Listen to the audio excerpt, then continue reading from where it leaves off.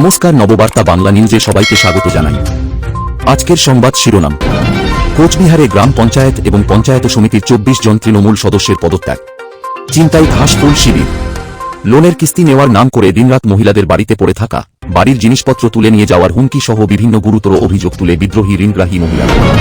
সন্দীপ ঘোষের জামিন, এদিকে ধর্ষণ খুনে মূল মাথার ফাঁসির সাজা শোনাল আদালত। ডাস্টবিনে মিলেছিল এক মহিলার কাটা মুন্ডু। মোবাইল টাওয়ার লোকেশন ধরিয়ে দিল খুনি, নেপথ্যে কি কারণ জানুন বিস্তারিত খবর। আরজিকরে খুন ও ধর্ষণ মামলায় ব্যর্থতার দায় সিবিআই-এর সন্দীপ এবং অভিজিতের জামিনের বিরোধিতায় জুনিয়র ডাক্তাররা। দুয়ারে শীত। জেলায় জেলায় রাত বাড়লেই শীতের ইনিংস শুরু। শৈত্যপ্রবাহ নিয়ে জেনে নিন হাওয়া অফিসের পূর্বাভাস। সংবাদ শিরোনামগুলো শুনছিলেন, এবার জানাবো পুরো সংবাদ। প্রতিদিনের খবরের টাটকা আপডেট পাওয়ার জন্য আমাদের নববার্তা ইউটিউব চ্যানেলটিকে সাবস্ক্রাইব করুন। আসছি বিস্তারিত খবরে। কয়েক বছর ধরে জনপ্রতিনিধির দায়িত্ব সামলাচ্ছেন তাঁরা। বিপদে আপদে সর্বদাই মানুষের পাশে থেকেছেন। একাধিক নির্বাচনে এলাকা থেকে দল ভালো ফলো করেছে, কিন্তু তারপরেও একযোগে দল থেকে পদত্যাগ করলেন 24 জন তৃণমূল সদস্য। ঘটনাটি কোচবিহার 1 নম্বর ব্লকের শুক্তাবাড়ি গ্রাম পঞ্চায়েতের। বাংলার আবাস যোজনায় এলাকার গরিব মানুষদের ঘর পাইয়ে দিতে ব্যর্থ হওয়ায় পদত্যাগ করেছেন তৃণমূলের নেতারা। তৃণমূল সূত্রে খবর, কোচবিহার 1 নম্বর ব্লকের শুক্তাবাড়ি গ্রাম পঞ্চায়েতের 21 জন পঞ্চায়েত সদস্য পদত্যাগ করেছেন, আর 3 জন পঞ্চায়েত সমিতির সদস্য দল ছেড়েছেন। জেলা সভাপতির কাছে পদত্যাগপত্র পাঠিয়ে দিয়েছেন তারা। আপাতত নির্দল হিসেবেই সকলে কাজ করবেন। যদিও কোনো পদত্যাগপত্র পাননি বলে দাবি করেছেন তৃণমূল জেলা সভাপতি অভিজিৎ দে ভৌমিক। তিনি বলেন, আমার কাছে কোনো পদত্যাগপত্র এসে পৌঁছয়নি। পদত্যাগপত্র এসে পৌঁছলেও তা গ্রহণ করার কোনো প্রশ্নই আসে না। বেসরকারি সংস্থা থেকে ঋণগ্রাহী মহিলাদের মানসিক নির্যাতনের অভিযোগ লোন কর্মীদের বিরুদ্ধে। লোনের কিস্তি নেওয়ার নাম করে দিনরাত মহিলাদের বাড়িতে পড়ে থাকা, বাড়ির জিনিসপত্র তুলে নিয়ে যাওয়ার হুমকি সহ বিভিন্ন গুরুতর অভিযোগ তুলে সরব ঋণগ্রাহী মহিলারা। ঘটনাটি ঘটেছে মালদার মানিকচক ব্লকের নূরপুর অঞ্চলের নিচু শ্যামলালপাড়া এলাকায়। ঘটনা সম্পর্কে জানা গেছে, প্রায় 10 থেকে 12টি বেসরকারি ব্যাংক সংস্থা যেমন ইসাব ব্যাংক, আরোহণ কোম্পানি, গ্রামীণ শক্তি, আশীর্বাদ কোম্পানির লোন কর্মীরা নূরপুর এলাকার বেশ কিছু মহিলাদের ঋণ দিয়েছেন। তারা আসল শোধ করে দিলেও এখনও কিছুটা সুদ বাকি রয়েছে, কিন্তু সময়সীমা অতিক্রম হয়নি। তার আগেই লোন কর্মীরা সুদ তোলার জন্য মহিলাদের বিভিন্নভাবে ভীত সন্ত্রস্ত করছেন বলে অভিযোগ। এমনকি গভীর রাতেও হানা দিচ্ছেন, বাড়ির প্রয়োজনীয় জিনিসপত্র নিয়ে চলে যাবেন বলেও হুমকি দিচ্ছেন। শেষমেশ গ্রামের প্রায় 25 থেকে 30 জন মহিলারা মানিকচক থানার দ্বারস্থ হয়েছেন। এই মহিলারা পুলিশের কাছে নিরাপত্তার দাবি তুলেছেন। মহিলাদের দাবি, আমরা সময়ের মধ্যে ঋণ পরিশোধ করে দেব। 21 দিনের মধ্যেই চার্জশিট আর 59 দিনের মধ্যেই রায়দান। ফরাক্কায় শিশুকন্যা ধর্ষণ খুনে দীনবন্ধু হালদারের ফাঁসির সাজার নির্দেশ দিল জঙ্গিপুর মহকুমা আদালত। বৃহস্পতিবারই তাকে দোষী সাব্যস্ত করে। অপর অভিযুক্ত শুভজিৎ হালদারের যাবজ্জীবন কারাদণ্ডের নির্দেশ দেওয়া হয়।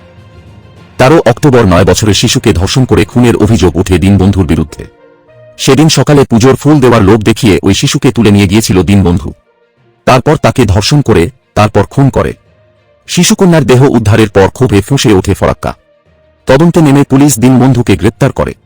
তাকে জিজ্ঞাসাবাদ করে শুভজিৎ হালদার নামে আরও একজনকে গ্রেপ্তার করে পুলিশ।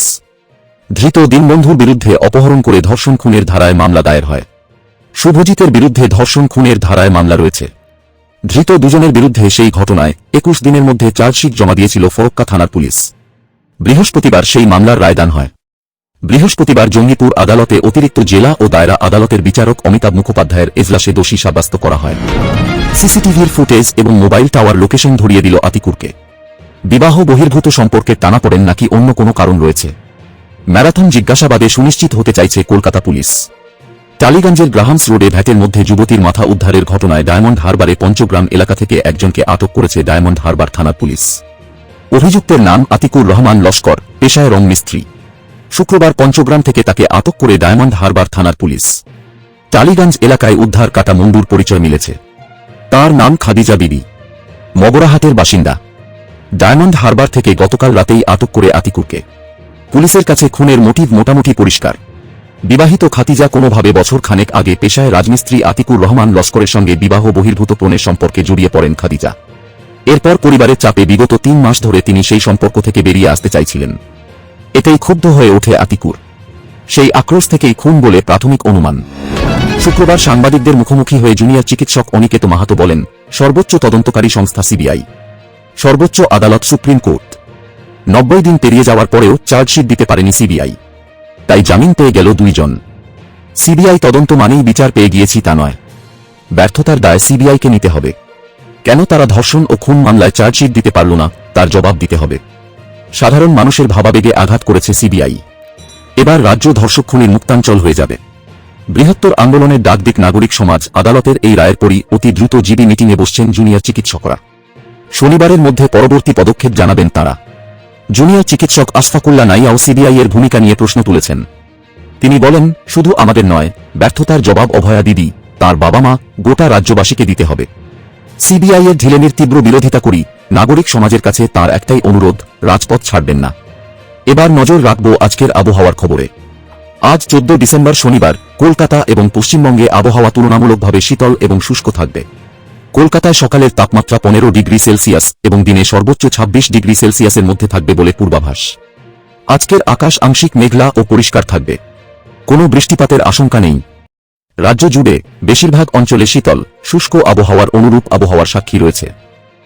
দার্জিলিং এবং কালিম্পংয়ের মতো উত্তরাঞ্চলে তাপমাত্রা প্রায় 10 ডিগ্রি সেলসিয়াসে নেমেছে। কলকাতায় আর্দ্রতার মাত্রা তুলনামূলকভাবে কম থাকবে, আবহাওয়া আরও আরামদায়ক হবে। মালদা, মুর্শিদাবাদ এবং নদিয়ার মতো উত্তর পূর্বের জেলাগুলিতেও আবহাওয়া মনোরম থাকবে। আগের দিনের তুলনায় দিনের তাপমাত্রা সামান্য হ্রাস পাবে। দীঘা এবং সুন্দরবন সহ উপকূলীয় অঞ্চলে হালকা এবং শান্ত আবহাওয়া থাকবে। সমুদ্রের হাওয়া তাপমাত্রা মাঝারি রাখবে। তবে মাঝে মাঝে ঠান্ডা বাতাসের বিরুদ্ধে সতর্কতা অবলম্বন করা প্রয়োজন। এই শুষ্ক এবং ঠান্ডা আবহাওয়া আগামী কয়েকদিন কলকাতা এবং সমগ্র পশ্চিমবঙ্গে অব্যাহত থাকবে বলে আশা করা হচ্ছে।